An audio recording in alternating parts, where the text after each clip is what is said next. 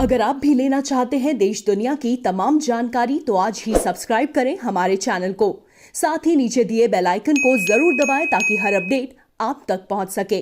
नमस्कार प्रवासी अक्षर न्यूज़ नेटवर्क और आप सभी का स्वागत है। उत्तर प्रदेश के मुख्यमंत्री योगी आदित्यनाथ ने एक बड़ा और कड़ा फैसला लेते हुए पुलिस विभाग को निर्देश दिया है कि महिलाओं के साथ छेड़खानी करने वाले, यौन उत्पीड़न करने वालों को बख्शा नहीं जाए और उनके पोस्टर सार्वजनिक स्थलों पर लगवाए जाएं। उन्होंने इस संबंध में पुलिस विभाग को निर्देश जारी कर दिए हैं। साथ ही कहा है कि ऐसे घिनौने अपराध करने वालों को सजा भी महिला पुलिसकर्मियों के हाथों दिलवाई जाए। इसके अलावा जो एंटी रोमियो स्क्वाड्स हैं उनको और सक्रिय करने के निर्देश दिए हैं। क्या क्या और कहा है मुख्यमंत्री योगी आदित्यनाथ ने, आज की इस विस्तृत रिपोर्ट में बताएंगे। साथ ही बात करेंगे उन आंदोलनकारियों की जो कि देश की प्रगति में बाधक बन रहे हैं।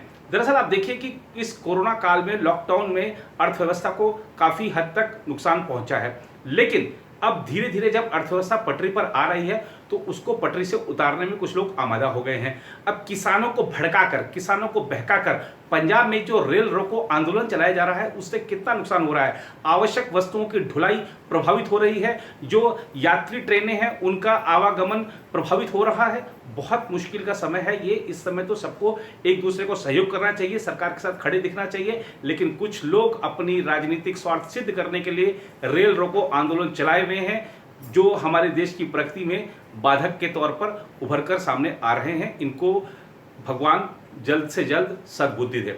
आज की रिपोर्ट में इस मुद्दे पर भी बात करेंगे। इसके अलावा बात करेंगे एनआईए की, जिसने बेंगलुरु हिंसा मामले में कुछ नई गिरफ्तारियां की हैं, मुख्य षड्यंत्रकारी को भी गिरफ्तार किया है और क्या प्रगति हुई है इस मामले में ये भी बताएंगे।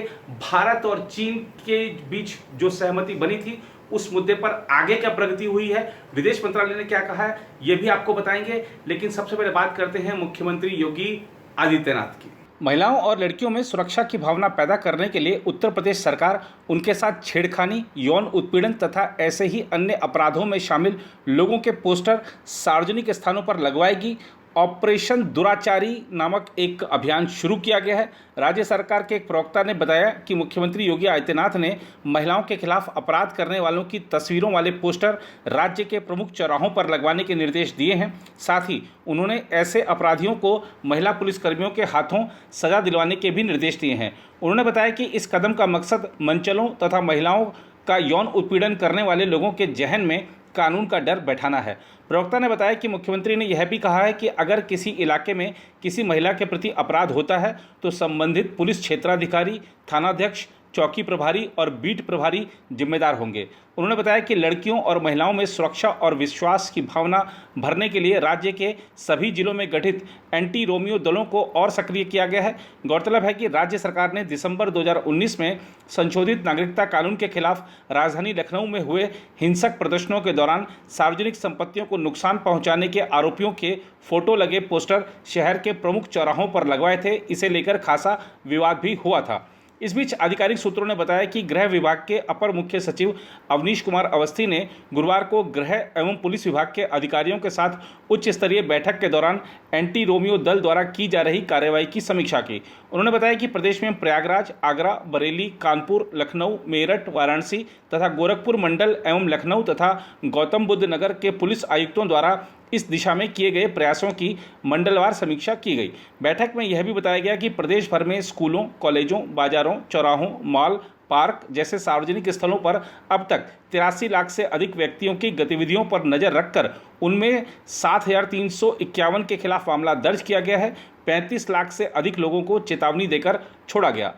इस बीच रेलवे ने गुरुवार को कहा कि कृषि संबंधी विधेयकों को लेकर पंजाब में चल रहे रेल रोको आंदोलन से खाद्यान्नों तथा अन्य आवश्यक सामग्रियों की ढुलाई के साथ साथ विशेष ट्रेनों के जरिए यात्रियों की आवाजाही पर भी प्रतिकूल प्रभाव पड़ेगा।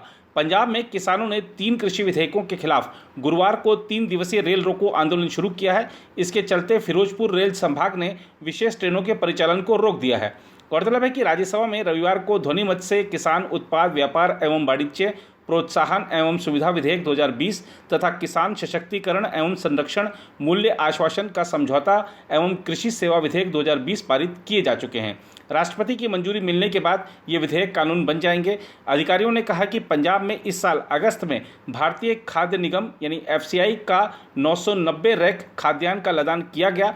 इसके अलावा 23 सितंबर तक 816 रैक लदान किया जा चुका है। एफसीआई पंजाब से रोजाना 35 से अधिक रैक लदान करा रहा है। उन्होंने कहा कि पंजाब में रोजाना 9-10 रैक उर्वरक, सीमेंट, ऑटो और मिश्रित खाद्य सामग्री कंटेनरों में लादी जा रही है। इसके अलावा राज्य में रोजाना 20 रैक कोयला, खाद्यान्न, कृषि उत्पाद, मशीनरी, पेट्रोलियम उत्पाद लाए जाते हैं। रेलवे के एक प्रवक्ता ने कहा, पंजाब रेल आंदोलन से खाद्यान्नों और अन्य आवश्यक वस्तुओं के लदान पर प्रतिकूल प्रभाव पड़ेगा। इससे आम लोगों, तेजी से उभर रही रेलवे माल ढुलाई सेवा तथा अर्थव्यवस्था प्रभावित होगी। उधर राष्ट्रीय जांच एजेंसी यानी एनआईए ने 11 अगस्त को बेंगलुरु में एक पुलिस थाने पर हुए हमले के एक कथित षड्यंत्रकर्ता सैयद सादिक अली को गुरुवार को गिरफ्तार कर लिया। अधिकारियों ने यह जानकारी दी। बेंगलुरु निवासी अली फरार चल रहा था। वह केजी हल्ली पुलिस थाने पर हमले में कथित तौर पर संलिप्त था, जिसके चलते पुलिस थाना परिसर में और आसपास के इलाकों में खड़े वाहनों सहित सार्वजनिक और सरकारी संपत्ति को नुकसान पहुंचा था। जांच एजेंसी ने बताया कि 11 अगस्त को 3000 से अधिक लोगों ने हिंसक तरीका अपनाते हुए कांग्रेस विधायक आर अखंड श्रीनिवास मूर्ति, उनकी बहन जयंती और देवारा जीवन हल्ली के आवासों तथा कडू गोंडन हल्ली केजी पुलिस थाने को आग लगा दी थी। अधिकारियों ने बताया कि एनआईए ने हिंसा की साजिश की अपनी जांच के तहत बेंगलुरु में 30 स्थानों पर तलाशी ली है। पैगंबर मोहम्मद के बारे में सोशल मीडिया पर एक आपत्तिजनक पोस्ट डाले जाने के कारण हिंसा भड़क गई थी। एनआईए महानिरीक्षक सोनिया नारंग ने एक बयान में कहा, तलाशी के दौरान एयरगन, छर्रे, धारदार हथियार, सरिया, डिजिटल उपकरण, डीवीआर तथा एसडीपीआई और पीएफआई से जुड़े कई आपत्तिजनक दस्तावेज और सामग्री जब्त की गई। उन्होंने बताया, social democratic party of India यानी एसडीपीआई के प्रदेश सचिव मुजमिल पाशा और SDPI popular front of India यानी पीएफआई के अन्य सदस्यों ने नवीन अखंड श्रीनिवास मूर्ति के आवास पर तथा डीजी हल्ली और केजी हल्ली पुलिस थाने के परिसरों के बाहर भीड़ इकट्ठा की, जिन्होंने परिसरों में तोड़फोड़ की और आगजनी की, साथ ही लोगों के बीच दहशत पैदा की। उल्लेखनीय है कि जांच एजेंसी ने कुछ ही दिन पहले उन 2 मामलों की जांच की जिम्मेदारी अपने हाथों में ली है, जिनमें शहर की पुलिस ने गैर कानूनी गतिविधि रोकथाम अधिनियम यानी यूएपीए के तहत आरोप दर्ज किए थे। एनआईए के मुताबिक अली एक बैंक के वसूली एजेंट के रूप में काम करता है और वह 11 अगस्त से फरार था। बेंगलुरु पुलिस ने हिंसा के सिलसिले में 65 मामले दर्ज किए थे और 350 से अधिक लोगों को गिरफ्तार किया था। हिंसा में 4 लोगों की मौत हो गई थी, जिनमें से 3 की मौत पुलिस गोलीबारी में हुई थी। उधर पूर्वी लद्दाख में सीमा गतिरोध को दूर करने के लिए चीन के साथ सैन्य वार्ता के 2 दिन बाद भारत ने गुरुवार को कहा कि आगे का रास्ता यह होगा कि यथास्थिति में बदलाव के किसी भी एक तरफा प्रयास से परहेज किया जाए और दोनों पक्ष संघर्ष वाले सभी क्षेत्रों से सैनिकों को पीछे हटाने के लिए वार्ता जारी रखें।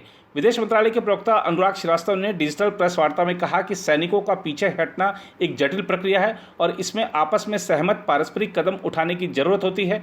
उन्होंने कहा कि दोनों पक्ष संघर्ष के सभी क्षेत्रों से पूर्ण रूप से पीछे हटने की दिशा में काम कर रहे हैं। इसी के साथ यह भी जरूरी है कि जमीनी स्तर पर स्थिरता सुनिश्चित की जाए। उन्होंने साथ ही कहा कि वरिष्ठ कमांडर स्तर की बैठक को इसके संपूर्ण परिप्रेक्ष्य में देखा जाना चाहिए। गौरतलब है कि भारत और चीन के सैन्य कमांडरों के बीच छठे दौर की वार्ता सोमवार को हुई, जिसमें दोनों पक्षों ने वास्तविक नियंत्रण रेखा यानी एलएसी पर स्थिति को स्थिर करने के मुद्दे पर गहराई से विचारों का आदान प्रदान किया। इसमें दोनों पक्ष आपस में संपर्क मजबूत करने और गलतफहमी तथा गलत निर्णय से बचने पर सहमत होने के साथ जमीनी स्थिति को एक तरफा ढंग से न बदलने पर सहमत हुए। बहरहाल श्रीवास्तव ने कहा कि आगे का रास्ता यह होगा कि यथास्थिति में बदलाव के किसी भी एक तरफा प्रयास से परहेज किया जाए और दोनों पक्ष संघर्ष वाले सभी क्षेत्रों से सैनिकों को पीछे हटाने के लिए वार्ता जारी रखें तथा सीमावर्ती क्षेत्रों में पूर्ण रूप से शांति बहाली सुनिश्चित करें। उन्होंने कहा कि भारत चीन सीमा मामलों पर विचार विमर्श और समन्वय के लिए कार्यकारी तंत्र की अगली बैठक जल्द होने की संभावना है। प्रवक्ता ने कहा कि कोर कमांडर स्तर की वार्ता के बाद जारी संयुक्त बयान से वास्तविक नियंत्रण रेखा पर तनाव कम करने के लिए दोनों पक्षों की प्रतिबद्धता जाहिर होती है। उन्होंने कहा कि चीन भारत के बीच सैन्य वार्ता के छठे दौर में वरिष्ठ कमांडरों को स्थिति को स्थिरता देने के लिए विचारों के स्पष्ट और गहन आदान प्रदान का अवसर मिला। अब बात करते हैं बिहार पुलिस के पूर्व डीजीपी गुप्तेश्वर पांडे से। धीरे धीरे खुलकर सामने आ रहे हैं। अभी एक दिन पहले उन्होंने कहा था कि मैंने अभी तक तय नहीं किया है कि मुझे चुनाव लड़ना है नहीं लड़ना है, किसी राजनीतिक दल को ज्वाइन करना है नहीं करना है, लेकिन आज थोड़ा सा एक कदम आगे बढ़े हैं और उन्होंने कहा है कि चुनाव लड़ना क्या पाप है क्या। आइए दिखाते हैं आपको गुप्तेश्वर पांडे जब मीडिया से बातचीत कर रहे थे तो उन्होंने और क्या क्या नई बातें कही। वो तो होगा ही, क्योंकि मेरा तो कोई माई बाप है नहीं ना, मैं तो कोई पॉलिटिकल बैकग्राउंड से आता नहीं हूँ ना। मेरे घर में कभी कोई जज, कलेक्टर, हाकिम और कोई पॉलिटिकल आदमी तो हुआ नहीं। खेत से निकला, खेती करता था, भैंस चराता था और खेत में हल चलाता था, वहाँ से उठ करके मैं आया हूँ ना। 38 जिले हैं, 2 पुलिस डिस्ट्रिक्ट में 40 जिले हैं। 40 जिलों में से 26 जिलों में किसी न किसी रूप में काम करने का मौका मिला है, चाहे एसपी के रूप में, डीआईजी के रूप में, आईजी के रूप में। और जिन जिलों में किसी भी हैसियत से काम नहीं करने का मौका मिला है, उन लोगों से भी मैं बहुत गहरे जुड़ा हूँ, आत्मीय रूप से जुड़ा हूँ। और बक्सर मेरी माटी है, जहाँ से मैं पैदा हुआ, जहाँ पला बढ़ा, वहाँ से निकला। तो मैं अपने बारे में कोई भी फैसला इन लोगों से विमर्श करके ही लूँगा। प्रतिदिन यहाँ पर देख रहे हैं सैकड़ों की संख्या में लोग आ रहे हैं, हर जिले से आ रहे हैं। आप देख रहे हैं कि बेगूसराय में आंदोलन हो रहा है कि आप यहाँ से आइए, चुनाव लड़िए। मुजफ्फरपुर में हो रहा है, सीतामढ़ी में हो रहा है, शिवहर में हो रहा है, बक्सर में हो रहा है, शाहपुर में हो रहा है, पश्चिमी चंपारण में हो रहा है। सब लोग कह रहे हैं कि आप राजनीति में प्रवेश करना चाहते हो तो आप हमारे यहाँ आइए। तो एक सामूहिक निर्णय होना होगा। सब तो मेरे से उतने ही गहरे जुड़े हैं, तो जनता का निर्णय होगा। विचार चल रहा है, अगर वो चाहेंगे कि मुझे राजनीति में आना चाहिए तो मैं राजनीति में आ सकता हूँ।